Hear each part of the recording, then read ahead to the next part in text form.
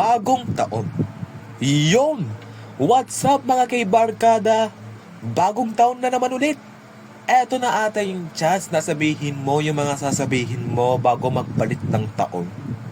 Sana, kami na crush. Pre, ilang beses ka nang nireject. Huwag ka nang umasa. Pagpasensya nyo din ako, kasi ako, kagagaling ko lang sa ubo at sipon. Kaya pasensya na kung ganito yung pagsasalita ko, Tuloy na tayo. Alam nyo ba, na kapag tumalon ka ngayong bagong taon, tatangkat ka daw? Daddy, tignan mo si kuya, tumatalon na parang ewan. Anak ng tipagkulong. Special child kasi ako De, joke lang. Special child ka nga. Hindi ka naman naliligo araw-araw Panibasa kasi, mag-New Year na, mukha ka pa rin dugyot anak ka pala ng tokwa, akala mo hindi masakin yung mga de-joke lang naman yun, pre. Diba? Pambihira yung mga ganyan no? Tuloy na tayo. Naalala nyo ba, kapag mag-New Year ay may patikrosyon pa kayong dyan? Lalong-lalo na kapag New Year's Eve. Mga bata, anong masasabi niyo sa dekorasyon namin? Huwag niyong sabihin na hindi maganda. Ha? Ano mangyayari pag sinabi namin yun? Tatakutin namin kayo.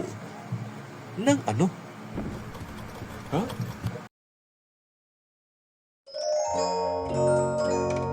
Grabe! Nakakatakot nga! Nariyan din yung mga New Year's resolution na yan. Ops! Nagbabalik na naman ang New Year's resolution natin, mga kaibarkada. Ang New Year's resolution ko ay magsisipag na ako mag-aral para sa future ko.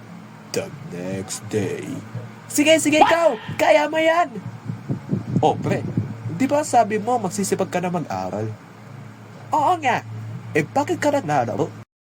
Sa next year na ako babawi. Tol, pinalaki ka ba ng magulang mo? Ang New Year's resolution ko ay mag-iipon na ako. Meanwhile, hi love, kumusta ka na? Hoy, akala ko pa mag-iipon ka na. Ha? Oo nga. Anong ginagawa mo? Nag-iipon na ako ng jowa para marami ako makasama. Diba? In fairness? Anak no!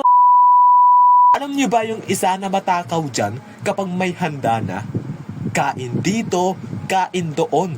Yung tipong hindi pa man sumasapit yung bagong taon, basta't may makita ka ng handaan, gumagayak ka na.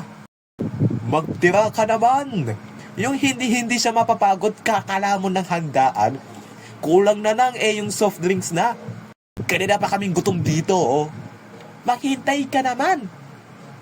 Ikaw pa yung pinaniringan ko? Diba? Patay gutom. Eto pa yung isa pa. Yung kumbaga tinatawag din itong pampaingay. Torotot, kaldero, at marami pang iba. Eto pa yung mas malupit. Yung hindi pa man bagong taon, sige nakakatunog ng torotot. Yung mapapaisip ka na din na sa pag-ingay pa lang ng torotot, alam na yung nasa isip mo. Yeah! Bagong taon na! Ha? Ha? Di pa naman bagong taon bakit ka pa kasi nagpapatunog ng torotot? Di pa naman bagong taon. Anong pakialam mo? Sorry na po. Hehe. Diba? Hindi mo na makontrol yung ingay na yon. Happy New Year sa inyo mga kaibarkada. Kayo, anong New Year's experience ninyo? So ayun po mga kabarkada, maraming salamat po sa inyong panonood. Sana maging makabuluhan ang pagsalubong natin sa bagong taon. Mag-like, mag-comment, at mag-subscribe na dito sa aking YouTube channel para lagi kayong updated sa aking mga bago kong videos. See you sa ating next na video. Bye-bye!